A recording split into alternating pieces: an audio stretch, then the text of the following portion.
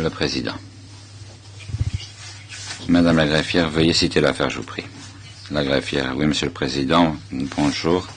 Il s'agit de l'affaire IT 04 74 I. Le procureur contre Jadranko Prlić, Bruno Stojić, Slobodan Praljak, Milivoj Petković, Valentin Čorić et Berislav Pušić.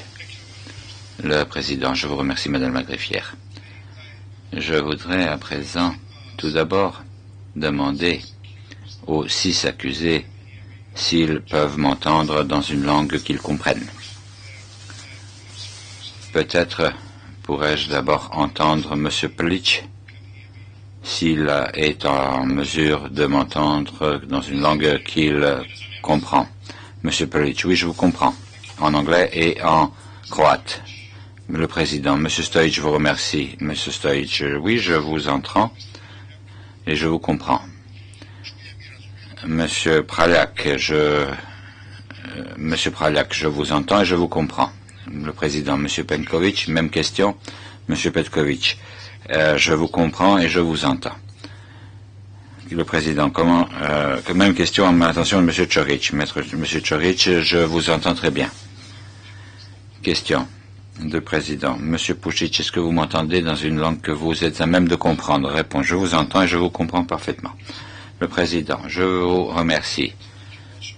Je m'adresse à vous et j'entends que vous avez tous confirmé votre identité, Monsieur Prlić, Monsieur Stojić, Monsieur Praljak, Monsieur Petković, Monsieur Čorić et Monsieur Pušić, qu'il en va de même pour l'ensemble.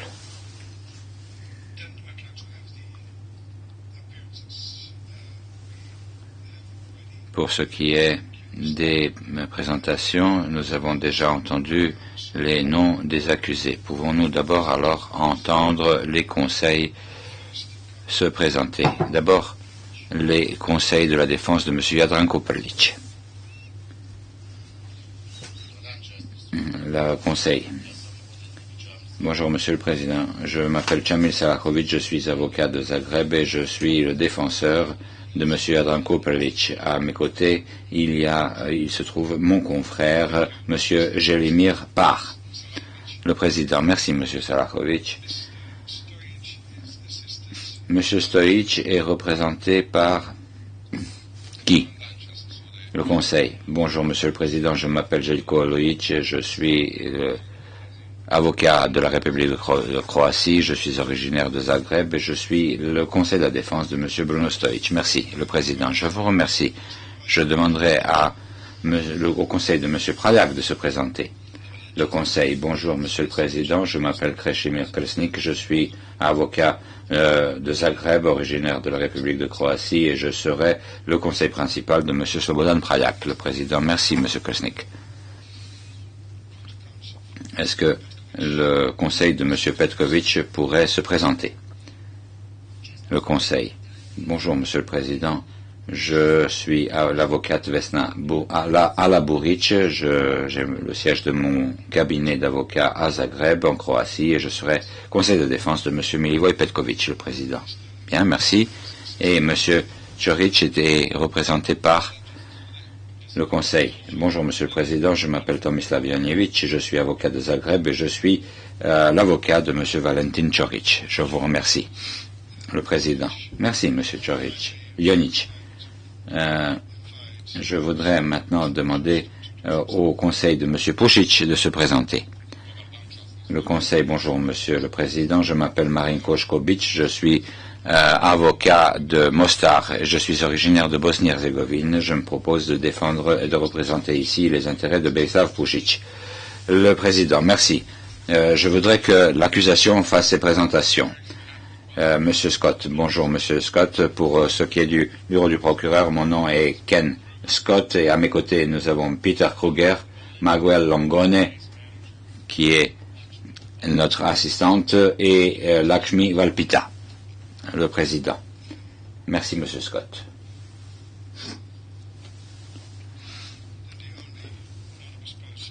la seule personne anonyme ici, c'est moi-même. Je suis le juge Horry. Je suis juge de la chambre numéro 1. Et pour ce qui est des affaires à l'encontre des 6 particuliers ici présents,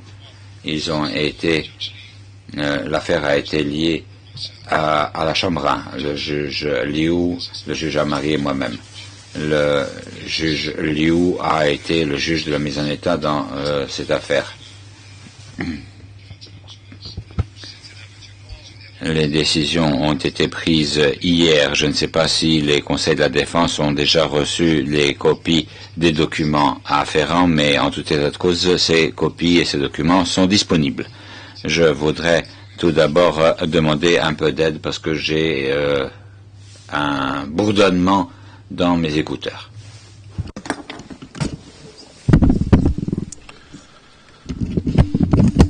Yes. Direct is better.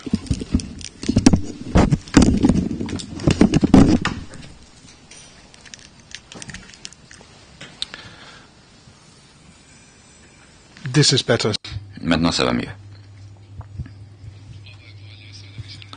Je n'ai plus ce bruit dans mes écouteurs.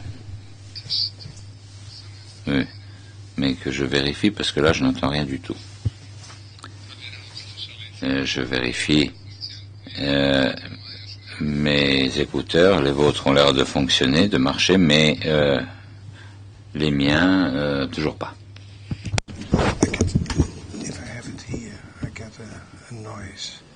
If I do it here, I've got nothing at all. Nothing at all? No.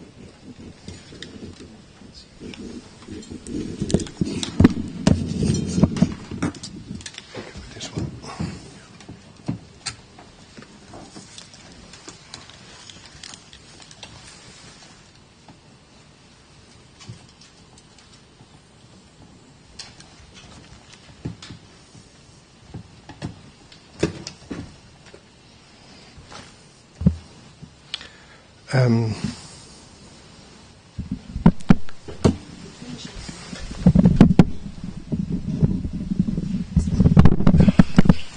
Just 4, channel 4. I don't hear anything at all. Oh, perhaps now it's better.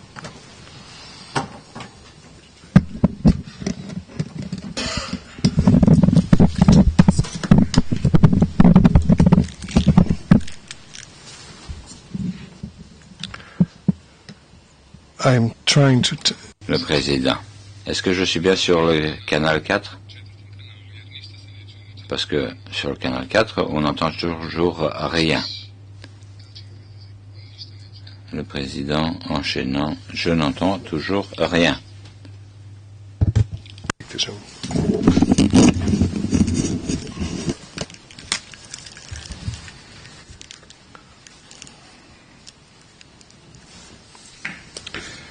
I apologize for the delay, but Le président, je m'excuse pour ce petit retard, mais j'avais des bruits dont je n'avais nullement besoin dans mes écouteurs. Je crois que la chose ne devrait pas constituer un problème. Bien, après m'être présenté, j'aimerais d'abord vous expliquer quelle est la finalité de cette comparution initiale devant la Chambre. L'article 20, paragraphe 3 des statuts prévoit qu'il vous soit donné lecture de l'acte d'accusation pour que nous soyons tous bien certains que vos droits ont été respectés, ce qui signifie en ce moment, ou en l'occurrence, que vous avez connaissance des chefs d'accusation dressés à votre encontre. Et qu'il a été tenu compte de votre droit à un conseil de la défense. Je dois ensuite m'assurer que vous avez bel et bien compris les actes d'accusation à votre encontre et je suis censé vous demander de plaider coupable ou non coupable. Étant donné que vous n'êtes arrivé à la Haye qu'hier, Les règlements de procédure et de preuve prévoient à votre intention le droit de plaider coupable ou non coupable dans un délai de 30 jours. Mais si vous souhaitez plaider dès aujourd'hui, vous pouvez bien entendu le faire. Je vais donc passer à la première partie de l'article 20 de ce statut et je me dois de m'assurer que vous avez tous des conseils de la défense. J'ai été informé du fait que aucun avocat n'a été attribué d'office par le greffe. Donc vous avez tous choisi vos propres conseils. Dois-je comprendre que vous avez choisi ces conseils de la défense de façon durable ou sont-ils là pour la comparution initiale d'abord? Peut-être pourrions-nous entendre chacun des conseils de la défense et commencer par Maître Salakovic, Maître Jelimir Par. Peut-être pourrais-je répondre au nom du collègue Salakovic et en mon nom personnel. Notre client nous a autorisé et nous considère comme étant les conseils de sa défense à titre permanent. Bien entendu, personne ne sait dire si véritablement nous resterons conseil permanent et nous ne savons pas si le greffe va agréer notre nomination. Mais pour ce qui nous concerne, nous sommes engagés de façon durable. Le Président, oui. Monsieur Oluich, Monsieur le Président, par la volonté et par les grâces de mon client, Monsieur Stoic, j'ai été choisi pour être son conseil de la défense. Cela sous-entend la continuité, le sérieux, la complexité de l'affaire et la confiance que me fait mon client conformément au statut et aux dispositions des articles du règlement de procédure et de preuve, tant pour ce qui est de la lettre et de l'esprit. Et je crois qu'il n'y a aucun problème pour ce qui me concerne. L'intention que j'ai est celle de représenter les intérêts de mon client qui a certes le droit à être défendu. Le Président, oui, merci. Monsieur Oluich, vous êtes-vous entretenu avec votre client, avec l'homme que vous représentez ici devant ce tribunal, Monsieur Raich, qui est également un accusé devant ce tribunal? Monsieur Oluich, Monsieur le Président, avant que de me charger de la défense de Monsieur Bruno Stoic, je me suis certes entretenu avec mon autre client, Monsieur Ivica Raich, qui a une affaire en cours devant ce tribunal. Et lui aussi, sans réserve aucune, a accepté que je sois le conseil de la défense de Monsieur Bruno Stoic également. Le Président. Bien. Donc il n'y a pas de conflit d'intérêt entre vos deux clients, Maître Oluich, n'est-ce pas? Réponse. Non, Monsieur le Président. Le Président. Bien. Est-il exact de considérer ou de dire que l'acte d'accusation à l'encontre de Monsieur Raich est centré essentiellement sur la municipalité de Varèche et les événements qui y sont survenus? Et cela figure également à l'acte d'accusation dressé à l'encontre de M. Stoic dans le paragraphe 204 et les paragraphes suivants. Maître Oluich, oui, Monsieur le Président. L'acte d'accusation à l'encontre de M. Bruno Stoic mentionne également le site de Stupnido.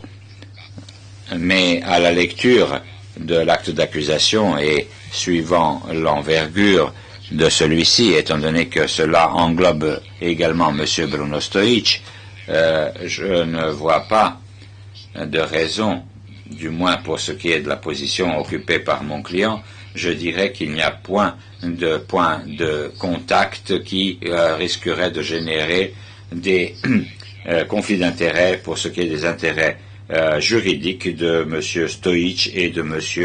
Raich, de mes deux clients respectifs. Le Président. Ne serait-il pas exact de dire que M. Stoic est tenu responsable d'actes qui figurent également à l'acte d'accusation de M. Raich, où celui-ci fait figure d'auteur? Maître Olujic, d'une manière générale, oui, parce que c'est la façon dont l'acte d'accusation a été formulé. Mais pour ce qui est des positions et de l'autorité exercée par l'un ou l'autre de mes clients, il n'y a point de contact entre l'affaire de M. Rajic et de M. Stojic. Et M. Rajic n'a jamais été en position de commandement à l'égard de quelque troupe que ce soit, qu'elle soit policière, militaire ou autre. Alors que M. Ivica Rajic est un militaire et un officier du Conseil croate de la défense. L'interprète se corrige. Bruno Stojic n'a pas eu de fonction de commandement. Le président, bien, d'après ce que j'ai cru comprendre dans l'acte d'accusation, M. Stojic est tenu responsable non seulement pour ce qui n'est pas militaire, mais pour ce qui s'est passé au niveau militaire sur le terrain. Mais nous n'allons pas traiter du détail de la question à présent, quoique les questions afférentes aux critères à mise en œuvre sont les questions de chaîne de commandement et de commandement direct, mais j'ai entendu vos propos à ce sujet. Je voudrais entendre M. Stojic. Je pense, M. Stojic, que vous êtes donc certes au courant du fait que M. Olujic défend M. Rajic, qui se trouve être accusé d'événements semblables, mais notamment pour ce qui est de la municipalité de Varèche, où vous êtes accusé également. L'accusé, Monsieur le Président, j'insiste pour que mon conseil de la défense soit Monsieur Željko Olujic. Je me suis décidé en sa faveur et je maintiendrai autant que faire se pourra cette position. Le Président, bien, Monsieur Stojic. Je comprends certainement qu'en ce moment-ci, où on nous demande rien d'autre si ce n'est de vous prononcer au niveau du plaidoyer. Je ne sais pas comment vous allez vous plaider, mais si vous plaidez non coupable, cela pourrait changer, mais vous ne pouvez pas maintenant plaider coupable et après plaider non coupable le lendemain. Je voudrais que vous gardiez cela à l'esprit. Donc, je tiens à vous préciser que lorsque vous dites tenir à être défendu par Maître Olujic, je me dois de vous informer que les conseils de la défense sont tenus par la réglementation établie par ce tribunal international. Et les règles de ce tribunal ont des dispositions qui peuvent et ne sont pas forcément obligées ou dans la contrainte d'accepter votre souhait, parce que nous avons un conseil de la défense qui est en train de défendre deux accusés qui ont des chefs d'accusation portant sur les mêmes événements, mais qui ont occupé des positions très différentes. L'accusé. Je répète que j'insiste pour que mon conseil de la défense soit M. Željko Olujic. C'est quelqu'un avec qui je me suis entretenu au cours des 4 ou 5 jours écoulés, et nous avons traité du sujet que vous soulevez vous-même, mais il n'en demeure pas moins que j'insiste pour qu'il soit mon conseil de la défense, le président. Oui, je comprends fort bien que votre souhait demeure être celui d'être défendu par M. Željko Olujic. Fort bien.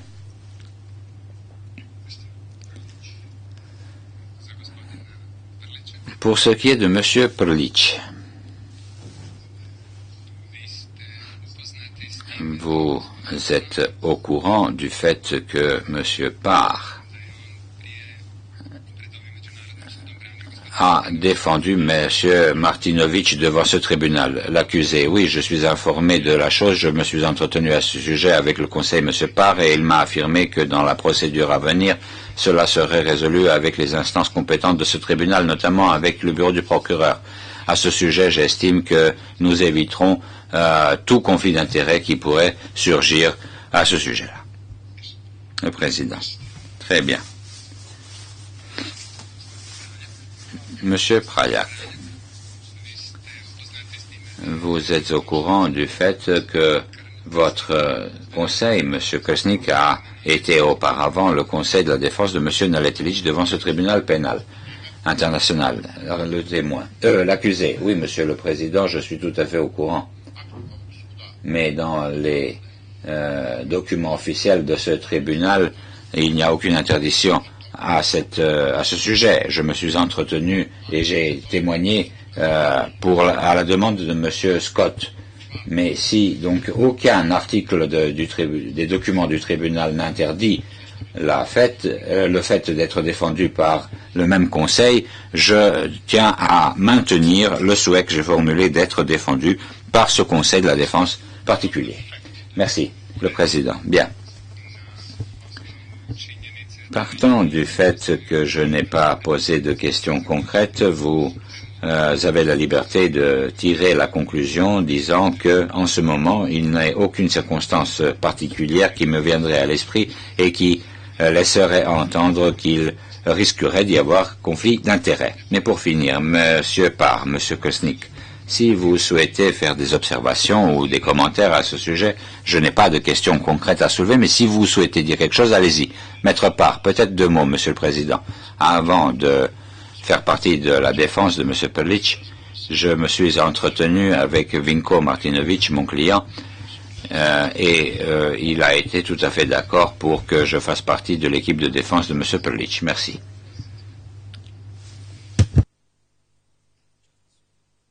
Maître Kosnik, Monsieur le Président, je n'ai pas de commentaire particulier à faire. Mon éminent confrère, M. Scott et moi-même avons passé dans ce prétoire près de 2 ans et demi. Je ne voudrais pas vous retenir davantage, je n'ai pas donc de commentaires et j'estime pour ma part, toutefois, qu'il n'est point de conflit d'intérêt, le Président. Bien. Monsieur Chorich, je vous pose une question similaire. Vous n'ignorez pas, bien entendu, que votre conseil de la défense, M. Ionitch, est également le conseil de M. Ljubicic devant ce tribunal international. M. Ljubicic, qui se trouve être accusé de crimes qui sont allégués être survenus dans la même période, mais non pas dans les mêmes villages et les mêmes municipalités. Je n'ai pas pu, à la lecture de l'acte d'accusation, exclure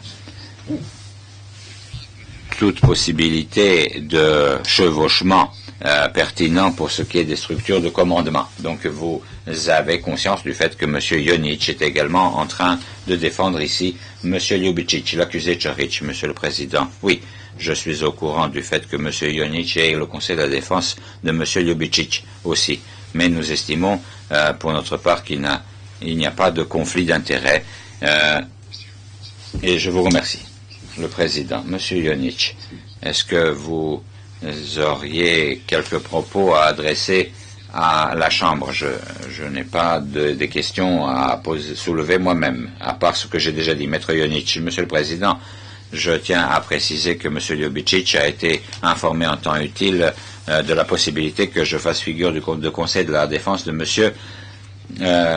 Chorich. Mais étant donné le fait que vous avez souligné vous-même, à savoir que les événements pour lesquels M. Ljubicic est accusé, ces localités ne sont pas englobées par le présent acte d'accusation et nous estimons qu'il n'y a point de conflit d'intérêt. Toutefois, il appartiendra au greffe ou au tribunal d'en décider autrement si nécessaire. Le Président. Bien, je vous remercie, M. Ionitch. Je voudrais à présent être tout à fait clair à l'intention des deux, tant donc à l'intention des conseils que des accusés.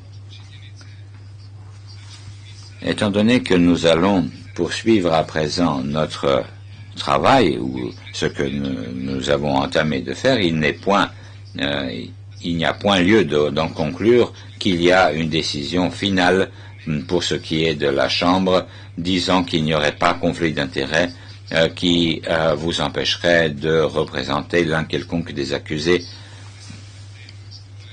ici présent. C'est une question qui, s'agissant des accusés et des conseils auxquels je me suis adressé tout à l'heure, demeure ouverte. Il n'y a pas eu de décision finale de prise à ce sujet.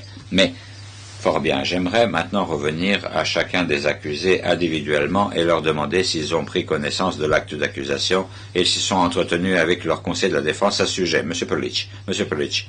Oui, Monsieur le Président, je comprends fort bien les chefs d'accusation à mon encontre, mais je n'ai pas compris les incriminations sur lesquelles cela se fonde. Si, pour les besoins du compte rendu d'audience, il convient de le dire clairement ici, je tiens à préciser que j'ai reçu l'acte d'accusation et que j'en ai compris la teneur. Le Président. Oui, même question. À votre intention, Monsieur Stoic, avez-vous reçu, lu cette accusation et vous êtes-vous entretenu avec votre conseil de la défense? Il y a 3 questions. L'accusé. Oui, j'ai reçu l'acte d'accusation, je l'ai lu et je me suis entretenu à ce sujet avec mon avocat. Le Président, merci. Monsieur Praliak, je m'adresse à vous avec les mêmes questions. Monsieur Praliak, j'ai reçu l'acte d'accusation et sur le plan linguistique, j'entends, j'ai compris de quoi il est question dans cet acte d'accusation. Le juge aurait, bien, donc vous l'avez lu, bien. Quand je vous ai demandé si vous l'avez lu, je suppose, il est supposé que cet acte d'accusation vous a été remis dans une langue que vous comprenez. Si ce n'est pas le cas, veuillez m'en informer. Monsieur Petkovic, je vous pose les 3 mêmes questions. Avez-vous reçu l'acte d'accusation, l'avez-vous compris et vous êtes-vous entretenu avec votre conseil? L'accusé. Monsieur le Président, j'ai reçu l'acte d'accusation, je l'ai lu et j'ai reçu cette copie dans une langue que je comprends, donc dans ma langue, et je me suis entretenu à son sujet avec mon conseil de la défense. J'ai compris de quoi il est question.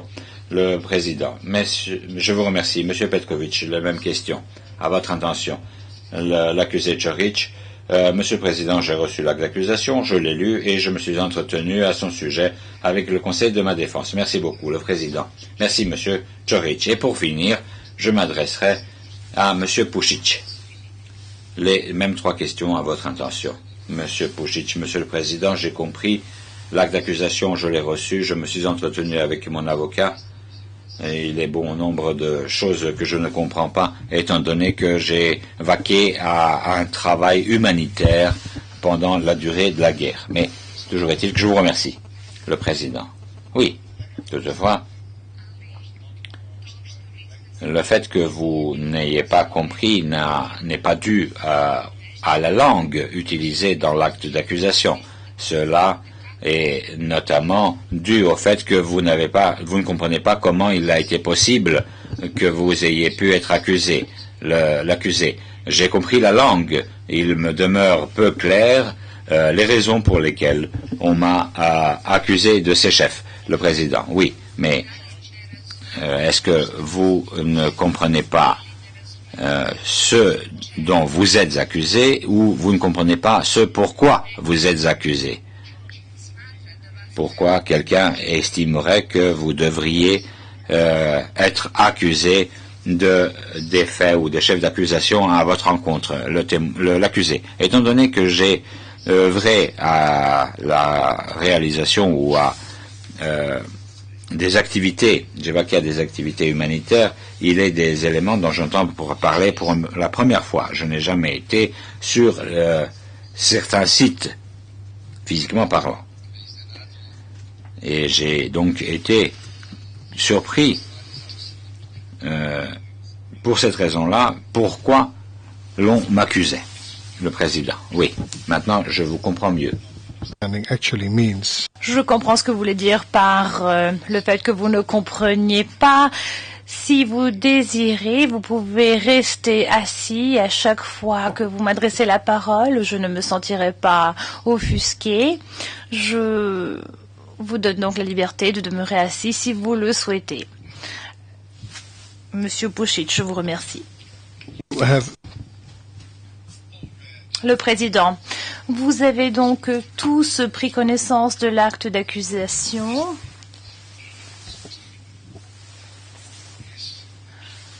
Et à moins que l'un des conseils ne dise qu'il ne l'a pas passé en revue avec son client, je prendrai pour acquis que l'on a parlé de l'acte d'accusation avec les accusés en question et j'aimerais maintenant poser une question précise. Je m'adresse au Conseil. Monsieur Jalimir Parr, à savoir si vous avez reçu tous les annexes. Monsieur Parr, Monsieur le Président, la défense de Jadranko Perlic a reçu tous les documents en annexe. Le Président, très bien. Pourrons-nous peut-être procéder de la façon suivante? S'il y a un conseil qui n'a pas reçu les annexes, je demanderai qu'il se lève, qu'il me le dise. Dans le cas échéant, vous pouvez rester assis. Le conseil Luich, Monsieur Luich dit qu'il n'est pas nécessaire, donc à ce moment-là que je vous adresse la parole. Monsieur le Président, bien. Maintenant, j'ai une question à poser aux accusés. Est-ce que vous avez également pris connaissance des annexes? Est-ce que vous avez été en mesure d'en parler avec vos conseils? Si vous n'avez pas été en mesure de parler des annexes avec vos conseils, je vous demanderai de bien vouloir me le dire. Je m'adresse tout d'abord à Monsieur Perlich.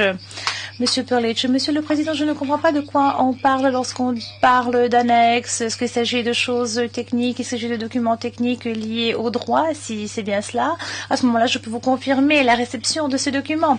Le Président, non, ces documents ne sont pas des documents juridiques. En réalité, ce sont des documents qui ont été joints à l'acte d'accusation.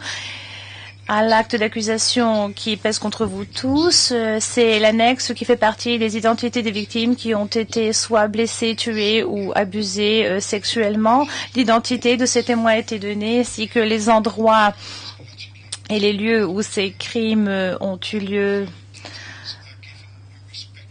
Aurait eu lieu, ça reprend l'interprète. Il y a également des détails concernant les incidents de sniper à Mostar. Je vois qu'il y a quelque peu une confusion sur certaines personnes. Monsieur Parr, Monsieur le Président, je dis que nous avons reçu toutes les pièces en annexe, n'ayant pas du tout connaissance du fait que ce genre de document faisait partie de l'acte d'accusation. Lorsque j'ai dit que nous avons tout reçu, j'ai simplement voulu dire que nous avons reçu tous les documents tels qu'ils sont normalement joints à l'acte d'accusation, mais je dois vous dire que maintenant, après avoir entendu votre explication concernant les annexes, je dois vous dire que la défense, cette défense-ci, en l'occurrence moi-même, je n'ai pas reçu de tels documents. Je pourrais peut-être consulter mes collègues pour savoir si eux auraient reçu de tels documents.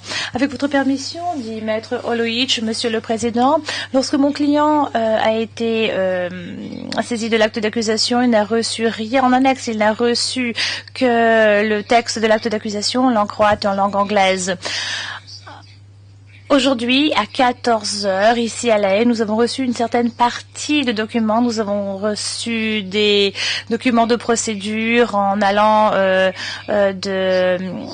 du mandat d'arrêt, en passant par d'autres documents. Je ne vais pas les énumérer tous, mais vous faites état de certains documents que nous n'avons pas encore reçus. Effectivement, je ne sais pas quelle est la situation avec mes collègues. Le Président, je peux comprendre que vous n'ayez pas reçu tous les annexes, même si, à l'acte d'accusation, nous pouvons lire que les annexes devraient y être joints. Par exemple, si je me réfère au paragraphe 106, vous verrez qu'une certaine référence a été faite à des annexes.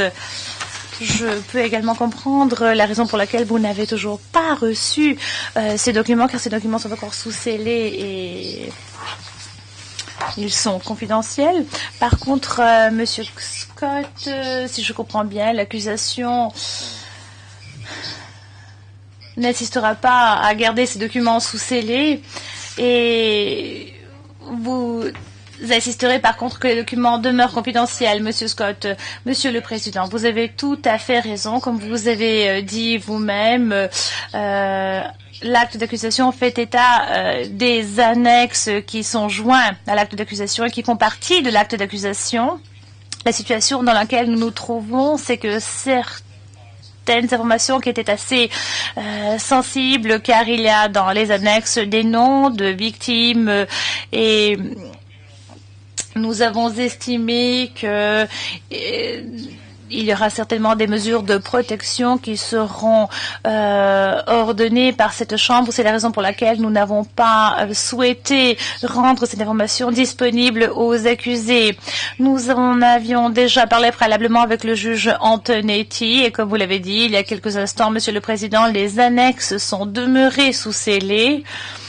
De plus, tel que vous avez dit, c'est justement il y a quelques instants, l'accusation n'a absolument aucun désir de garder cette information sous scellé et de les maintenir sous scellé. Nous sommes donc prêts à dévoiler l'identité des témoins et à remettre ces annexes aux accusés. Nous pourrions peut-être faire, ou vous pourriez peut-être faire une ordonnance verbale, Monsieur le Président, pour être afin qu'il soit très clair aux accusés que les annexes sont communiquées aux accusés de façon très confidentielle et qu'il ne faudra certainement pas dévoiler les annexes à d'autres personnes que les membres de l'équipe de la défense. À moins que la Chambre n'en désire autrement. Si vous désirez procéder de la sorte, Monsieur le Président, nous serons heureux de nous conformer à votre décision. Le Président, je vous écoute. Maître Parr. Monsieur le Président, avant de poursuivre le débat concernant ces documents, je demanderai à ce que l'on nous explique de quoi il s'agit lorsqu'on parle d'annexe. S'agit-il de pièces jointes qui font partie de l'acte d'accusation? Est-ce que c'est des documents qui font partie intégrante de l'acte d'accusation ou sont-ce des documents qui font partie simplement et qui sont à part? Si c'est les annexes qui font partie de l'acte d'accusation, nous estimons que nos clients n'ont pas à ce moment-là eu la possibilité de prendre connaissance de l'acte d'accusation même. J'espère que vous allez pouvoir nous préciser ce point. Et un autre point que je souhaiterais ajouter, c'est que dans l'acte d'accusation, il est fait mention du fait qu'il y a des annexes et qu'il s'agissait... nous avons donc su de cette façon-là qu'il y a eu d'autres accusations. Vous savez, la défense partage le point de vue suivant, c'est que nous ne devrions pas prier à l'accusation de nous communiquer encore d'autres documents et encore d'autres documents. Donc je demanderai à ce que tous les documents à l'avenir qui seront versés soient communiqués en tant que conseil. Je ne comprends pas si l'annexe fait partie de l'acte d'accusation ou non. Le Président, avant de donner la parole aux autres conseils, je devrais d'abord sans doute vous donner d'autres renseignements supplémentaires. Le fait de lever la confidentialité, ce qui a été fait par le juge Antonetti, n'incluait pas les annexes. Permettez-moi d'abord de vous expliquer de quoi il s'agit exactement lorsqu'on parle d'annexes. Ces annexes, en réalité, c'est une annexe composée de plusieurs parties. Dans ces annexes, des détails sont fournis concernant l'identité des personnes tuées, blessées ou agressées sexuellement et qui ont trait à plusieurs endroits. Donc vous verrez, à tel et tel endroit, 2 personnes ont été tuées, il s'appelle X et Y par exemple. Et ensuite, dans l'annexe, nous pourrons, ou d'autres détails plutôt sont donnés concernant les incidents de tirs embusqués qui ont eu lieu à Mostar, c'est-à-dire que des noms de personnes impliquées sont dévoilés et les lieux ou les endroits où l'incident est arrivé, quel genre d'arme a été utilisé. Je vous vois sur vos pieds, Monsieur Pušić, y-a-t-il une raison spécifique ou est-ce que vous n'êtes pas à l'aise assis? Monsieur Pušić, Monsieur le Président, j'ai des problèmes de santé, voyez-vous, je me sers de béquille, je ne peux donc ni rester assis très longtemps, ni rester debout très longtemps. Le Président, très bien, si vous ne pouvez pas suivre ces débats et s'il vous est impossible d'être présent lors des audiences, je souhaiterais entendre votre conseil là-dessus. Le conseil Skobic. Monsieur le Président, je souhaiterais vous informer de ce qui est arrivé. L'accusé, mon client plutôt, a eu une opération très sérieuse de la colonne vertébrale. Il est sorti néanmoins de l'hôpital car il a voulu prendre connaissance de l'acte d'accusation. Eu égard à son état de santé, eu égard à ce que nous ont dit les médecins, il peut rester assis de 10 à 15 minutes, mais après ce temps, il doit se lever car telle est la situation avec sa colonne vertébrale. Je demanderai donc qu'on lui permette de se lever de temps en temps et je demanderai à ce que vous ne portiez pas une attention toute particulière au fait qu'il se soit qu'il s'est levé plutôt sur l'interprète. Je vous remercie. Le Président, Monsieur Pušić, vous pouvez assumer la position qui vous est la plus à l'aise, même si je comprends que chaque position que vous allez emprunter sera inconfortable, mais essayez de prendre la position qui vous est la plus confortable et si vous n'êtes plus en mesure de suivre les débats et de demeurer dans cette salle d'audience, je vous prierai de m'en informer. Pour revenir maintenant à la question des annexes, je devrais également dire que ces annexes contiennent également des parties d'information qui ont trait à des incidents spécifiques de tirs embusqués qui ont eu lieu à Mostar. L'incident de tir embusqué que vous pouvez trouver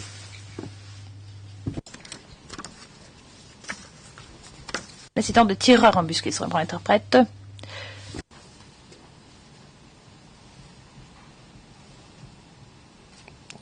Well, it's somewhere in 24, 25 or 26. À la page 25, 24 et 56 de l'acte d'accusation où l'on fait état des incidents de tireurs embusqués. Des détails y sont fournis.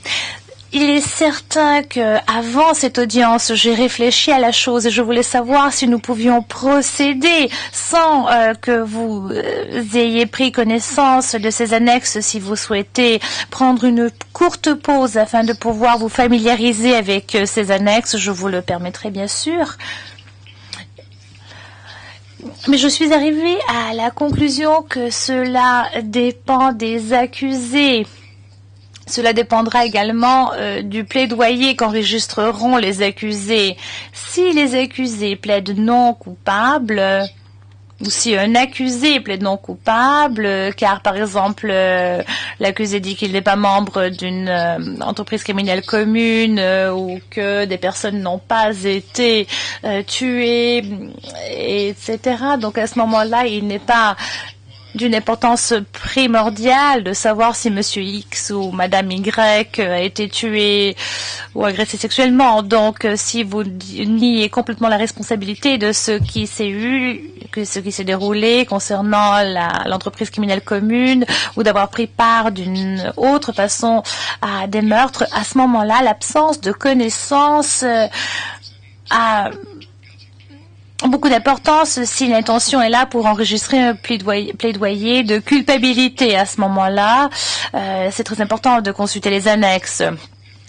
D'autre part, ayant entendu les observations de l'accusation, je suis tout à fait prêt à prendre une pause de, disons, 10 minutes après avoir donné une ordonnance verbale. À ce moment-là, nous pourrions peut-être faire en sorte que les conseils de la défense puissent recevoir les annexes. Dans quelle langue, Monsieur Scott, en langue anglaise et en langue BCS. Le Président, très bien, merci Monsieur Scott. Donc à ce moment-là, je me tourne vers les conseils de la défense. J'aimerais vous demander si vous souhaitez que l'on procède aujourd'hui, car vous n'avez pas été à même de consulter tous les documents. Nous pouvons donc nous arrêter à ce moment-ci aujourd'hui, ou souhaiteriez-vous peut-être me dire que il vous faudra au moins 10 minutes pour pouvoir savoir ce qu'il y a dans ces annexes. Si par contre vous nous dites nos clients désirent tous enregistrer un plaidoyer de non-culpabilité, à ce moment-là, il n'est pas important d'être saisi de ces annexes, puisqu'à ce moment-là, on nie l'existence de crimes quel qu'il soit. Pourrais-je d'abord entendre le conseil de Monsieur Prlic, Monsieur Sakovic, ou désirez-vous d'abord consulter votre client? Monsieur Parr, je souhaiterais d'abord consulter mon client. Je souhaiterais consulter également mes confrères Conseil de la Défense. Et je vous demanderai à ce moment-là que l'on revienne ici et nous pourrons vous informer de la chose. Le président, est-ce la position que partagent tous les conseils de la défense? Je vois que les conseils de la défense opinent du chef. Outre vous, Maître Loïc, je suis d'accord également. Je voulais simplement dire que je n'ai rien contre une pause, mais ce qui est incontestable et que nous avons compris après avoir entendu l'accusation et après avoir entendu votre explication, il est tout à fait incontestable qu'il s'agisse de documents qui fait partie de l'acte d'accusation. J'aurai également besoin d'une dizaine de minutes afin de pouvoir consulter mon client. Monsieur Kersnik, Monsieur le Président, mon client souhaiterait vous adresser la parole. Le Président, je vous écoute. Monsieur Prliak, Monsieur le Président, nous nous sommes entretenus entre nous et je peux certainement vous dire que nous plaiderons tous non coupables. Maintenant, si j'ai bien compris, Monsieur Scott, il existe une possibilité que après avoir pris connaissance de ces annexes, l'accusation ne nous permettrait pas de la possibilité de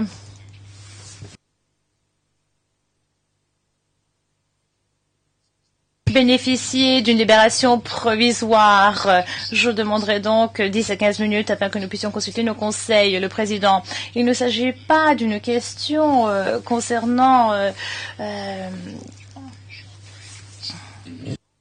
la mise en liberté provisoire. Ce n'est pas, la question n'est pas là, mais il est certain que je permettrai à tout le monde de bien pouvoir bénéficier d'une pause de 5 à 10 minutes afin que les accusés puissent consulter leurs conseils et que l'on puisse prendre une décision. Mais avant cela, avant de procéder à la pause, je devrais d'abord donner une décision verbale. Et la décision verbale que je donne à ce moment-ci est la suivante. Les annexes qui sont joints, qui est joint plutôt à l'acte d'accusation, demeurera sous scellé, plutôt ne sera plus sous scellé, mais demeurera confidentiel. Ce qui veut dire que les conseils de la défense ainsi que les accusés n'ont pas le droit de divulguer à qui que ce soit à l'extérieur de l'équipe de la défense la teneur de cette annexe. Je ne sais pas si vous avez déjà remis la liste des conseils de la défense au greffe. Si non, cela veut dire que ce n'est que vous, les 7 conseils et les 6 accusés, qui auraient accès à ce document qui vous sera fourni après que cette ordonnance verbale soit rendu et donc par l'accusation qui vous communiquera ce document. Nous prendrons donc une pause jusqu'à 15h15 et nous verrons de quelle façon l'audience se poursuivra par la suite. Nous prenons donc une pause à ce moment-ci.